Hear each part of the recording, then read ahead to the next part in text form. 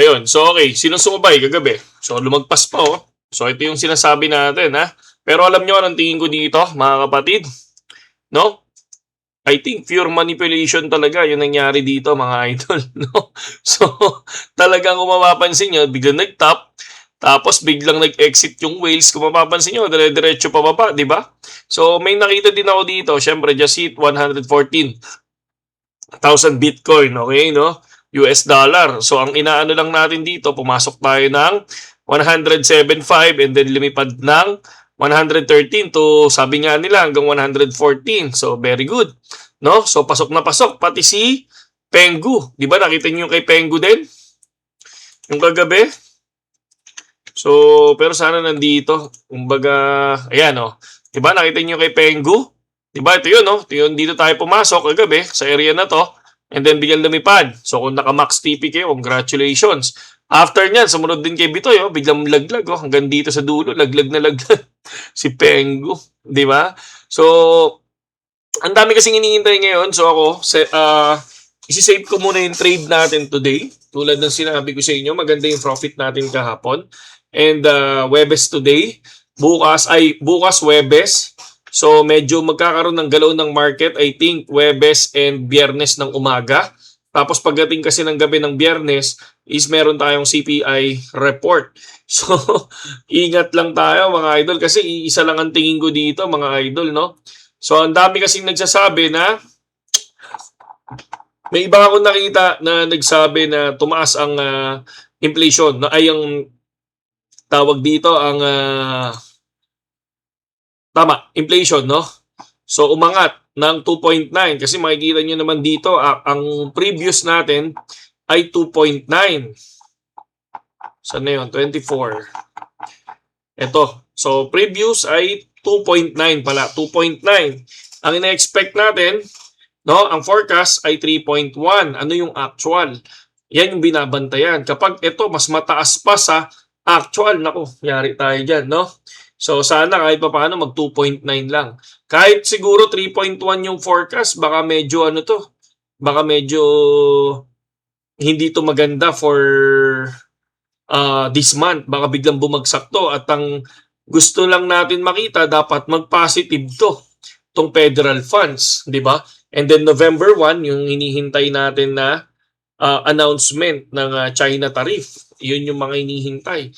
And then ngayon, sa nakikita ko, syempre, tamang-tama yung ginawa nating guhit dito. Pero ngayon, hindi na yan.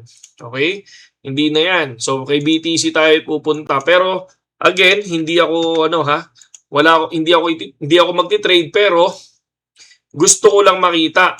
This is, I think, na good support, tong area na to. Ang magiging resistance natin dito, syempre, itong area na to. Tignan lang natin, ha? Oo, sapul na sapul talaga dito sa area na to. Yung dating resistance din. So, sige.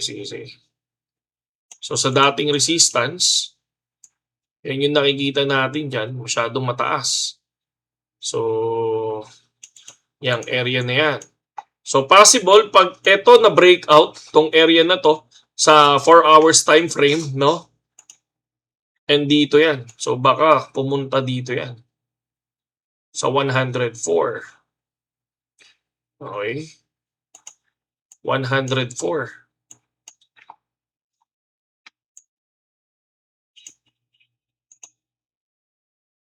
Possible, 104.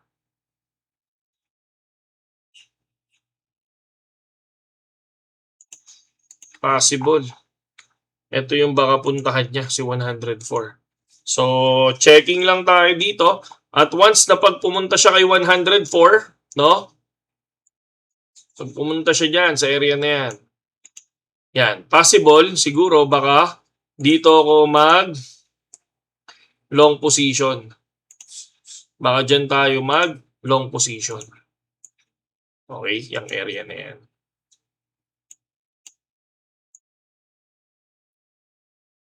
Ito, talagang manipulation to. Yun nangyari dito. So, whales umangat and then whales din yung nag-dump. Manipulation yan. Talaga. So, ngayon, ang inihintay kong ma-break, itong area na to. si 107.5. Pag na-break yan, totally, dito pumunta sa ilalim na to, no, breakout, kasi daming rejected yan, rejected. Baka sakaling pag na-break to, possible bumaba pa. No, kaya ang entry ko dito sa 104.5. Okay? So, for Pengu, wala akong entry kay Pengu, pero kay ETH, ang tinitingnan natin. So far, ETH, nandito sa area na to. Kung itutuloy ko to, maganda. Kung itinuloy ko yan pala, maganda. Okay. So, power din. So, possible. Next entry ko kay Ethereum,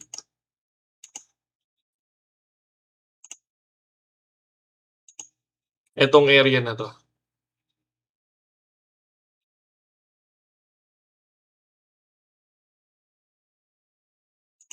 Yang area na yan. Pero again, tulad ng sinabi ko sa inyo, no? Tulad ng sinabi natin, hindi tayo mag-expect ng max rally lagi. Okay? So, 20% is good, 30% is good. Yun lang yung nakikita natin dito. Okay? Kasi hindi na ako nag-expect ng mag-to the moon talaga. No?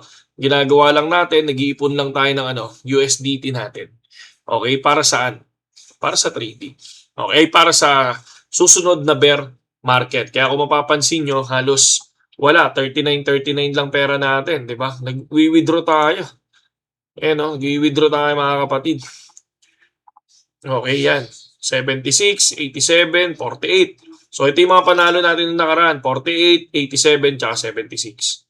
Okay? So, yan lang yung ginagawa natin. Then, yan lang. Itong ko ngayon, itong 48, yun yung kahapon. So, ngayon naman, tamo, biglang bumaba, di ba? Biglang bumaba, Sino may di ba? Sabi ko sa inyo, magkakaroon pa ng dump to, di ba? So, dapat wag FOMO. Kapag ikaw na FOMO dyan, GG. So, di ba ako inihintay ko kung ano yung possible na entry ko. Kunyari, nag-entry ako dyan. Kakat loss lang ako, di ba? Ng 20% din. So, kahit pa paano, di ba? Ang mangyayari is kalma trading, di ba? So, yun lang mga kapatid at saludo sa inyong lahat. Ito, manipulation to.